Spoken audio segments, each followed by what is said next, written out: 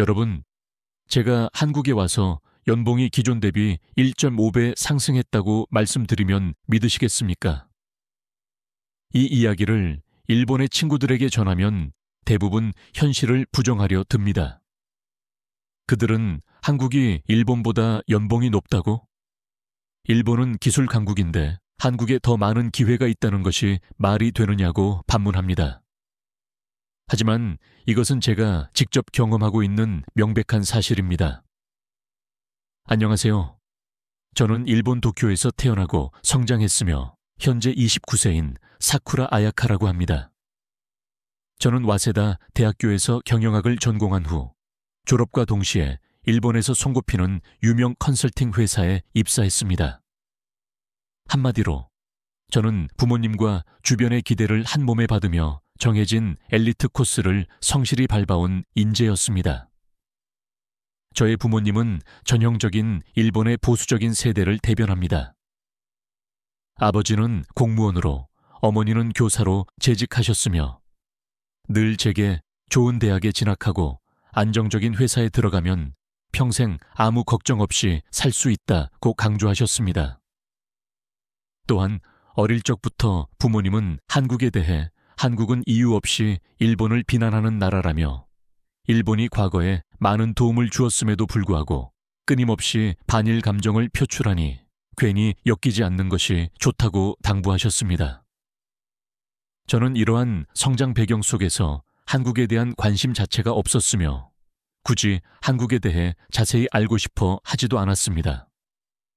하지만 몇 년의 시간이 흐르면서 일본 사회 전반에 걸친 구조적인 불안감이 저의 삶을 짓누르기 시작했습니다. 제가 처음으로 위화감을 느낀 시점은 입사 4년 차가 되었을 때였습니다. 퇴근 후 동기들과 술을 마시며 연봉 인상률에 대한 대화를 나누었는데 돌아온 대답은 거의 오르지 않았다였습니다. 저희 회사의 기본 인상률은 2%에 불과했기 때문입니다. 이는 물가 상승률을 감안하면 실질적인 소득 증가가 거의 없는 것과 마찬가지였습니다. 특히 엔화 가치가 폭락하면서 실질 소득은 더욱 줄어들었고 이전에는 당연히 즐기던 해외여행도 이제는 한국으로의 짧은 여행조차 경제적으로 부담이 될 정도였습니다. 월급이 인상되기는커녕 생활 수준이 점차 어려워지는 현실에 직면해야 했습니다. 매일 퇴근 후 집에 돌아와 깊은 한숨을 내쉬는 날들이 늘어갔습니다. 결국 저는 깨달았습니다. 제가 꿈꿨던 밝고 풍요로운 미래와 지금의 현실은 너무나 거리가 멀다는 것을요. 이대로 일본에 머문다면 앞으로의 희망을 찾기 어려울 것이라는 실망감이 저를 지배했습니다. 그러던 중 회사에서 새로운 중대한 프로젝트를 맡게 되었습니다. 일본의 한 IT 기업이 한국의 선도적인 테크 기업과의 협력을 검토하는 프로젝트였습니다. 솔직히 처음에는 일본이 기술 강국인데 굳이 한국 기업과 협업할 필요가 있을까라는 회의적인 생각을 했습니다.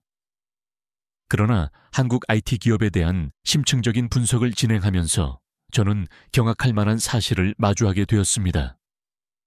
반도체, 배터리, AI, 전자상거래 등 핵심 산업 분야에서 한국이 이미 일본을 능가하고 있다는 점, 그리고 한국 기업의 평균 연봉이 일본보다 훨씬 높아지고 있다는 사실, 나아가 한국의 대기업들이 신속한 의사결정 체계와 공격적인 해외 시장 진출 전략을 통해 글로벌 시장에서 강력한 영향력을 행사하고 있다는 점이었습니다.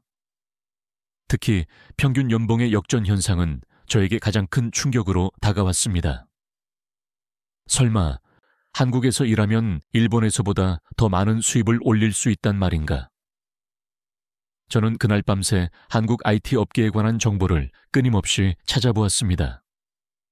또 다른 놀라운 사실은 한국 기업들이 높은 성과급 제도를 운영하고 있으며 연봉 인상 속도 또한 일본과는 비교할 수 없을 만큼 빠르다는 것이었습니다. 저는 이때 처음으로 나도 혹시 한국에서 일할 수 있지 않을까라는 가능성을 진지하게 고민하기 시작했습니다. 하지만 한국으로의 이직을 최종적으로 결심하기까지는 상당한 시간이 필요했습니다. 가장 큰 난관은 바로 부모님의 격렬한 반대였습니다. 어느 날 저녁 식사 자리에서 저는 조심스럽게 한국에서 일해보고 싶다는 의사를 밝혔습니다. 부모님의 젓가락이 순간 멈췄습니다. 아버지는 얼굴이 굳어졌고 어머니는 헛웃음을 지으며 뭐? 한국에서 일한다고?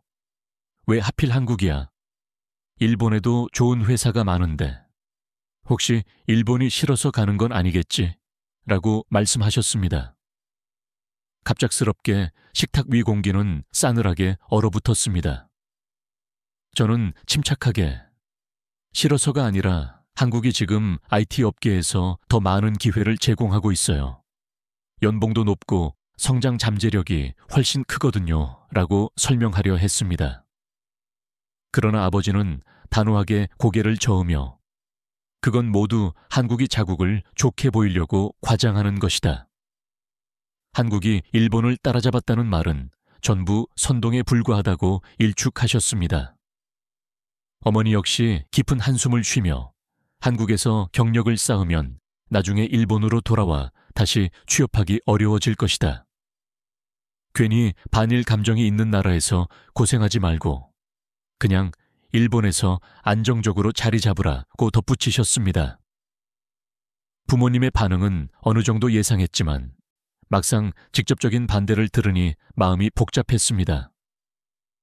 저는 일본을 배신하려는 것이 아니라 그저 더 나은 커리어 기회를 찾고 싶었을 뿐이었습니다.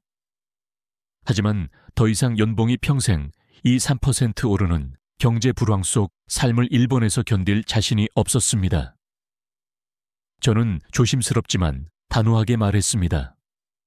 그래도 저는 한국에 가보겠습니다. 아버지는 결국 한숨과 함께 고개를 돌리셨고 어머니는 걱정스러운 표정을 지으셨지만 더 이상 저를 말리지 않으셨습니다. 그렇게 저는 한국행을 최종적으로 결정했습니다. 몇 주 후 저는 한국행 비행기에 몸을 실었습니다. 새로운 도전이 시작되는 순간이었습니다. 저는 일본에서의 안정적이었지만 미래가 불투명했던 삶을 포기하고 더 큰 성장의 기회를 찾아 서울로 향하게 된 것입니다. 제가 한국에서 직접 경험한 현실과 문화, 그리고 양국의 차이점에 대해 말씀드리면 아마 여러분도 놀라실 것입니다. 한국에서의 첫 출근 날, 저는 또 한 번 놀라운 현실과 마주하게 됩니다. 한국행 비행기에 오르면서도 현실감이 느껴지지 않았습니다. 내가 정말 일본을 떠나 한국에서 새로운 일을 시작하게 되다니. 비행기 창밖으로 도쿄의 야경이 내려다 보였습니다. 익숙한 도시, 익숙한 거리. 그 안에서 저는 안정된 생활을 영위하고 있었지만 더 이상 희망적인 미래는 보이지 않았습니다. 몇 시간 후 창밖으로는 낯선 도시의 불빛, 서울이 펼쳐지기 시작했습니다. 공항에 착륙하여 발을 내딛는 순간 새로운 현실이 시작되었습니다. 이제부터는 완전히 새로운 환경, 한국에서 저의 삶을 개척해야 하는 상황이었습니다. 제가 한국에서 일하게 된 곳은 한국에 본사를 두고 해외 사업을 활발하게 전개하는 글로벌 IT 기업이었습니다. 이곳의 연봉은 일본에서 받았던 것보다 1.5배 높았으며 성과급까지 포함할 경우 거의 2배에 달하는 수준이었습니다. 그러나 한국에서의 첫 출근 날, 저는 또다시 강렬한 문화적 충격을 경험했습니다. 아침에 사무실에 들어서자 한국인 직원들이 저를 밟고 활기차게 맞이해 주었습니다. 사쿠라 아야카 씨, 환영합니다. 앞으로 잘 부탁드립니다. 직원들의 에너지가 넘쳤지만 저를 더욱 놀라게 한 것은 조직 분위기였습니다. 수평적인 조직 문화, 신속한 의사 결정 과정, 그리고 효율을 극대화하는 업무 방식이었습니다. 일본 회사에서는 상사의 지시는 무조건 따르는 것이 불문율이었지만 한국에서는 젊은 직원들조차 자신의 의견을 매우 적극적으로 개진했습니다. 회의 시간도 마찬가지였습니다. 일본에서는 상사의 발언 시 모두 조용히 경청하고 고개만 끄덕이는 것이 일반적이었지만 한국에서는 주니어 직원들도 거리낌 없이 이 부분은 이렇게 개선하는 것이 더 좋겠습니다. 경쟁사 데이터를 분석해보니 이런 방향도 충분히 고려해 볼 만합니다. 라고 의견을 제시했습니다. 이는 제가 일본에서 경험했던 업무 환경과는 완전히 이질적인 모습이었습니다. 하지만 이러한 적극성이 저를 긴장하게 만들었습니다. 나도 저들처럼 적극적으로 의견을 내야 할까? 괜히 나섰다가 실수하면 어쩌지? 일본에서는 묵묵히 자신의 일을 완벽하게 처리하는 것이 미덕이었지만 한국에서는 발언하지 않으면 존재감이 없는 듯 느껴졌습니다. 적응하는 데는 상당한 시간이 필요했습니다. 언어 장벽 또한 예상보다 훨씬 높았습니다. 회사 업무는 공식적으로 영어를 사용했지만 비공식적인 대화, 즉 점심시간이나 커피를 마시는 시간, 쉬는 시간에는 대부분 한국어로 이루어졌습니다. 다들 너무나 자연스럽게 한국어로 이야기하는 순간들 속에서 저는 쉽게 대화에 낄 수 없는 경우가 많았습니다. 아야카 씨, 점심 같이 가요. 네, 뭐 먹어요? 아, 우리 오늘 메뉴 어때요? 이 순간 한국어가 저에게 거대한 벽처럼 느껴졌습니다. 대화의 큰 맥락은 짐작할 수 있었지만 100% 이해하기는 어려웠고 제가 한국어를 능숙하게 구사하지 못한다는 사실이 끊임없이 신경 쓰였습니다. 하루는 회의 중 동료가 저에게 한국어로 의견을 물었습니다. 저는 순간 당황하여 영어로 대답했습니다. I think we should. 그러자 제 말을 듣던 직원들의 표정이 미묘하게 불편해지는 것을 느꼈습니다. 그제야 저는 깨달았습니다. 영어를 유창하게 구사하는 직원들이 많았지만 그들에게는 한국어가 훨씬 편안한 언어라는 것을요. 저는 결심했습니다. 무조건 한국어를 배워야겠다. 저는 퇴근 후 곧바로 한국어 학원에 등록했고 틈이 날 때마다 단어를 암기하고 문장을 익혔습니다. 동료들에게 부탁하여 매일 한 문장씩이라도 한국어로 말하는 연습을 했습니다. 아야카 씨, 오늘 뭐 드셨어요? 응, 저는 오늘 비빔밥 먹었어요. 동료들은 박수를 치며 저를 응원해 주었습니다. 와, 발음 좋은데요. 이제 한국어 금방 늘겠어요. 그런데 생각보다 한국어 능력 향상보다 더 중요했던 것이 있었습니다. 바로 한국 문화 자체를 이해하는 것이었습니다. 일본과 한국은 지리적으로 가까운 나라이지만 회사 문화는 완전히 달랐습니다. 예를 들어 회식 문화가 그랬습니다. 일본에도 회식은 있었지만 한국의 분위기는 또 달랐습니다. 하루는 팀원들과 첫 회식을 위해 고깃집에 갔습니다. 다 함께 둘러앉아 고기를 굽는데 한국 직원들이 저를 세심하게 챙겨주기 시작했습니다. 아야카 씨, 이거 한번 드셔보세요. 이건 쌈장이랑 같이 먹으면 정말 맛있어요. 분위기는 매우 따뜻하고 좋았지만 갑자기 제 앞에 소주 잔이 놓였습니다. 아야카 씨, 한 잔 정도는 하실 수 있죠? 저는 순간 멈칫했습니다. 사실 저는 술을 잘 마시지 못했지만 그 자리에서 거절할 수 있는 분위기가 아니었습니다. 한국에서 술 문화가 중요하다는 이야기는 들었지만 직접 겪어보니 그 의미를 실감할 수 있었습니다. 결국 저는 잔을 들고 한 모금 마셨고 팀원들은 환하게 웃으며 오, 역시 아야카 씨, 괜찮아요. 천천히 드세요. 라고 말했습니다. 그날 비록 많은 술을 마시지는 않았지만 저는 팀원들과 훨씬 더 가까워질 수 있었습니다.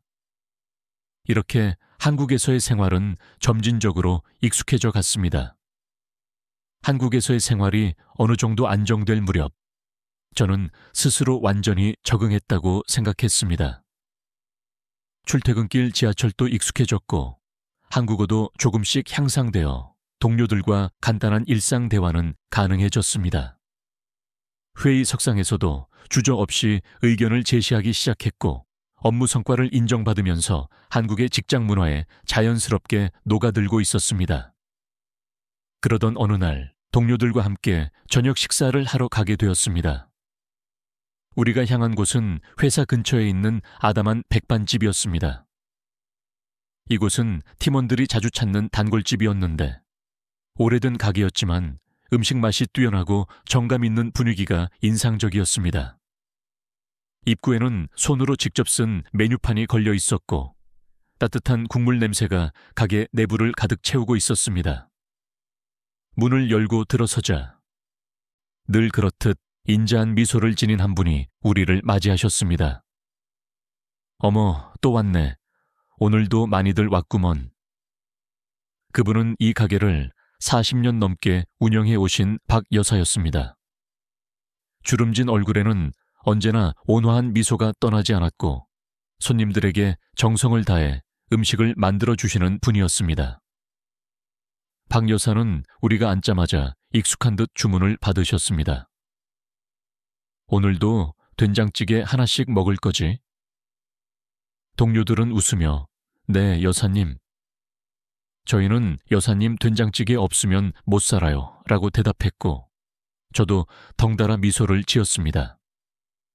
이 집의 된장찌개는 그야말로 일품이었습니다. 뚝배기에서 보글보글 끓어나오는 된장찌개는 진한 구수한 향을 풍겼습니다. 잘 익은 두부와 쫄깃한 버섯, 푸릇푸릇한 애호박이 듬뿍 들어가 있었고 국물에서는 깊고 풍부한 감칠맛이 느껴졌습니다. 그리고 박 여사가 손수 담근 다양한 반찬들이 상을 가득 채웠습니다. 잘 익은 배추김치는 아삭하면서도 매콤했고 들깨를 묻힌 콩나물 무침은 상큼한 들기름 향이 감돌았습니다. 짭조름하면서도 감칠맛이 도는 멸치볶음과 고소하게 구운 김과 함께 먹는 따끈한 밥은 완벽한 조화였습니다. 저는 젓가락을 들고 밥에 반찬을 얹어 먹으며 속으로 감탄했습니다. 이것이 바로 한국의 진정한 집밥이구나. 이제는 이런 작은 식당도 저에게 낯설지 않았고 오히려 편안함을 느끼고 있었습니다. 음식을 먹으며 팀원들과 여러 이야기를 나누던 중 박 여사가 저에게 말을 걸었습니다. 이 친구가 일본에서 왔다면서. 저는 놀라면서도 반갑게 대답했습니다. 네, 일본에서 왔어요. 한국에서 일한 지 이제 반년 정도 되었어요. 그러자 박 여사는 조용히 저를 응시하시더니 천천히 말씀하셨습니다. 나도 옛날에 일본하고 참 인연이 많았지. 저는 가볍게 웃으며 아, 일본에 가신 적이 있으세요? 라고 물었습니다. 그런데 박 여사의 표정이 순간 미묘하게 변했습니다. 미소를 짓고 계셨지만 그 속에는 형언할 수 없는 복잡한 감정이 담겨 있었습니다. 일본에 간 적이 있지. 근데 그때는 내가 원해서 간 게 아니었어. 저는 순간 그 말의 의미를 완전히 이해하지 못했습니다. 그런데 그때 제 옆에 앉아있던 한국 동료의 표정이 굳어지는 것이 보였습니다. 동료는 조용히 저를 보며 말했습니다. 아야카 씨, 여사님께서 어릴 때 강제로 일본에 끌려가셨대요. 저는 그 순간 숨이 멎는 듯 했습니다. 박 여사는 조용히 식탁을 바라보며 담담하게 말을 이어갔습니다. 내가 14살 때였어.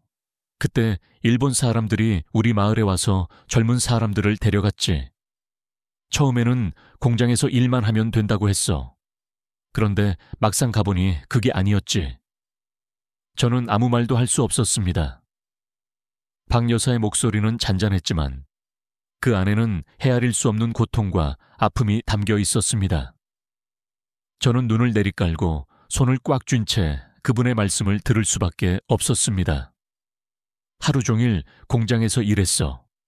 손이 부르터도 쉴 수 없었고 먹을 것도 제대로 주지 않았지. 병이 나도 그냥 버려졌어.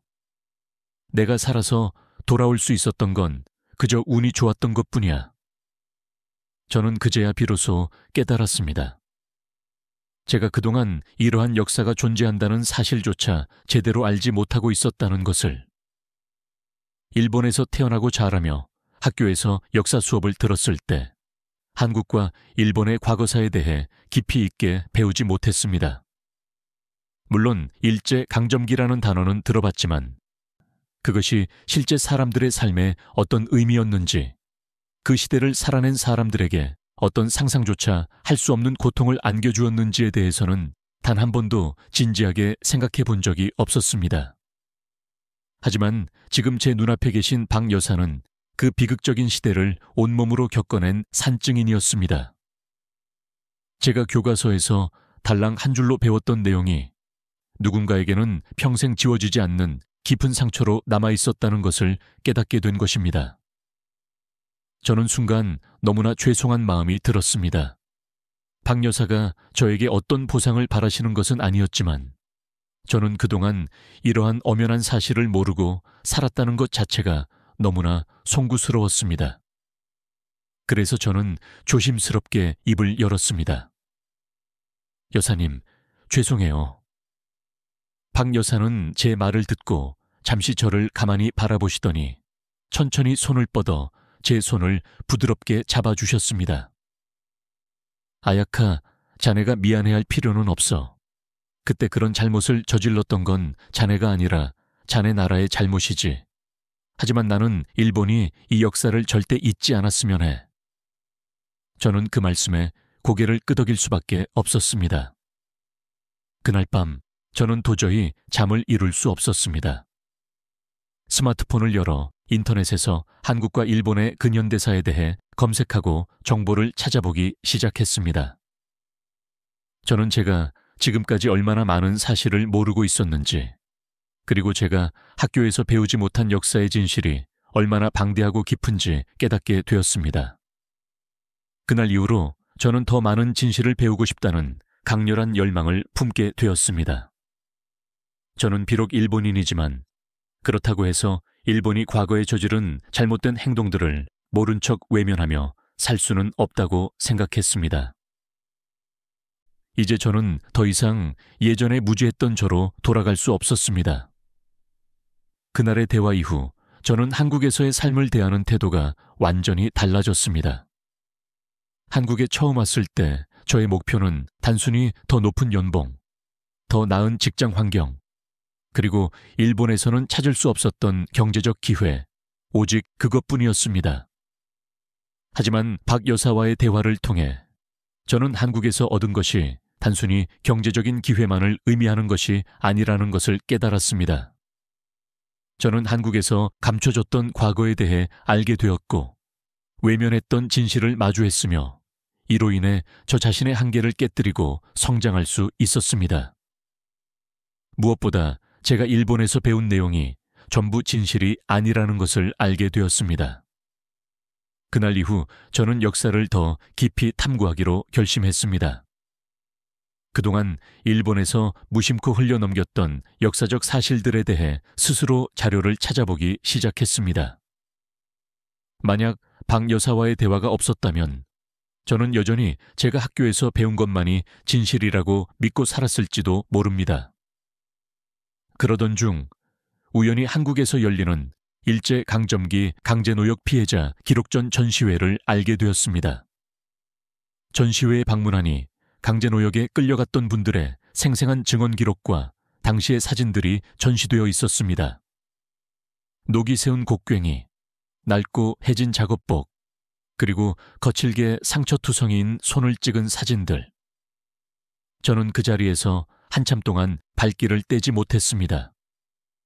단순히 책으로만 접했던 이야기들이 눈앞의 증거물로 생생하게 다가왔습니다. 저는 일본에서 살아오면서 단 한 번도 보지 못했던 진실을 마주하고 있었습니다. 일본에서는 이러한 역사적 사실들을 자세히 가르쳐주지 않았습니다. 교과서에서 한두 줄 간략하게 언급되는 정도였을 뿐, 그것이 사람들의 삶에 얼마나 깊은 상처를 남겼는지까지는 배우지 못했습니다. 저는 깨달았습니다. 내가 모른다고 해서 존재하지 않는 것이 아니다. 내가 알지 못했다고 해서 그 상처가 사라지는 것은 아니다. 저는 그곳에서 오랫동안 서 있다가 조용히 방명록을 펼쳐들고 제 솔직한 마음을 적었습니다.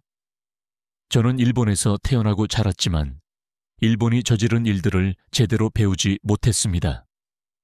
이곳에서 보고 들은 모든 것을 절대 잊지 않겠습니다. 그렇게 저는 저 자신에게 그리고 이곳에 상처를 안고 남겨진 분들에게 굳게 다짐했습니다. 그 후로도 저는 계속 한국에서 살아가며 한국을 깊이 이해하기 위해 노력했습니다. 그리고 어느 날 예상치 못한 변화가 찾아왔습니다. 회사에서 함께 일하던 동료가 저에게 말을 걸었습니다. 아야카 씨, 혹시 일본어 강의 같은 거 해볼 생각 없어요? 네? 일본어 강의요? 동료는 회사 직원들 중에 일본어를 배우고 싶어 하는 사람들이 많아요. 특히 일본과의 협업 기회가 점점 늘어나서 다들 일본어 공부에 관심이 많습니다. 아야카 씨가 가르쳐 주시면 모두 좋아할 것 같은데요, 라고 제안했습니다. 저는 잠시 고민했습니다. 저는 일본어를 가르쳐 본 경험이 없었고, 무엇보다도 이제 막 한국과 일본의 관계에 대해 제대로 알아가기 시작한 제가 과연 일본어를 가르치는 역할을 맡아도 될까 하는 생각이 들었습니다. 하지만 한편으로는 내가 일본에서 배운 것과 한국에서 직접 경험한 것들을 함께 이야기할 수 있는 기회가 아닐까라는 생각이 들었습니다. 저는 결국 동료의 제안을 수락하기로 했습니다. 몇 주 후 회사에서는 실무 일본어 특강이라는 이름으로 저의 첫 강의가 시작되었습니다. 처음에는 단순한 비즈니스 일본어 수업이었지만 시간이 지나면서 저는 자연스럽게 일본과 한국의 문화 차이에 대한 이야기도 하게 되었습니다. 그러던 어느 날 수업이 끝나고 한 직원이 저에게 다가와 물었습니다. 아야카 씨, 일본에서는 역사 교육을 어떻게 하나요? 저는 순간 멈칫했지만 이번에는 예전처럼 진실을 회피하지 않았습니다. 솔직히 말씀드리면 일본에서는 이러한 역사적 사실들에 대해 깊이 있게 배우지 않습니다. 학교에서도 매우 간략하게만 다루고 넘어가는 경우가 많고 대부분의 사람들은 그 문제에 큰 관심을 두지 않고 지나쳐요 라고 대답했습니다. 그 직원은 고개를 끄덕이며 그렇군요. 사실 저도 아야카 씨 강의를 들으면서 일본과 한국이 정말 많은 부분에서 다르다는 걸 크게 느꼈습니다 라고 말했습니다. 저는 그 말을 듣고 곰곰이 생각했습니다. 제가 일본에서 태어났다는 이유만으로 일본이 저지른 과거의 잘못을 무조건적으로 옹호하거나 감싸야 할 필요는 없습니다. 그리고 한국에서 살아가고 있다는 이유만으로 한국의 모든 것이 완벽하다고 생각할 필요도 없습니다. 제가 할 수 있는 유일한 일은 그저 있는 그대로의 사실을 보고 배우고 그리고 진실하게 전하는 역할이 아닐까. 저는 그날 이후 일본과 한국 사이에서 제가 수행해야 할 역할에 대해 더욱 진지하게 고민하게 되었습니다. 그러던 중 저는 또 한 번 충격적인 사실을 알게 되었습니다. 강제 노역 문제뿐만 아니라 위안부 문제도 존재했다는 것을요. 박 여사처럼 어린 나이에 끌려가 평생 씻을 수 없는 상처를 안고 살아온 분들이 많다는 사실을 알고 저는 깊은 절망감에 빠졌습니다. 그동안 일본에서 이 문제를 단순한 과거의 일 정도로만 간략하게 배우고 넘어갔다는 사실이 너무나 부끄러웠습니다. 저는 더 이상 이 모든 아픈 사실을 외면할 수 없었습니다. 몇 달 후 저는 부모님께 전화를 걸었습니다. 엄마, 아빠, 저 한국에서 계속 살아가려고 해요. 부모님은 잠시 침묵하시더니 예상했던 대로 반응하셨습니다. 아직도 한국에 있을 생각이야. 너 거기서 더 오래 지내면 일본으로 돌아오기 힘들어질 수도 있어. 저는 조용히 미소 지으며 대답했습니다. 괜찮아요. 저는 이제 일본으로 돌아가더라도 예전처럼 살지는 않을 것 같아요. 제가 한국에서 배우고 경험하고 깨달은 모든 것들이 이제 저의 일부가 되었기 때문입니다. 저는 한국에 단순히 돈을 더 많이 벌기 위해 온 것이 아니었습니다. 처음에는 그렇게 생각했지만 결국 이곳에서 저는 더 넓은 세상을 바라보게 되었고 더 많은 진실을 배웠으며 스스로 변화할 수 있었습니다. 이제 저는 일본에서 자라면서 학습한 것들만을 정답이라고 여기지 않습니다. 그리고 한국에서 배운 것들 또한 마찬가지입니다. 저는 앞으로도 끊임없이 배우고 제가 할 수 있는 방식으로 사람들에게 이 진실을 이야기할 것입니다. 제가 일본에서 배운 내용과 한국에서 경험한 모든 것들을 솔직하게 전달하는 사람이 되고 싶습니다. 저는 이제 예전의 저로 돌아갈 수 없습니다. 저는 한국에서 정말 많은 것을 배웠고 지금도 여전히 배우는 과정 속에 있습니다.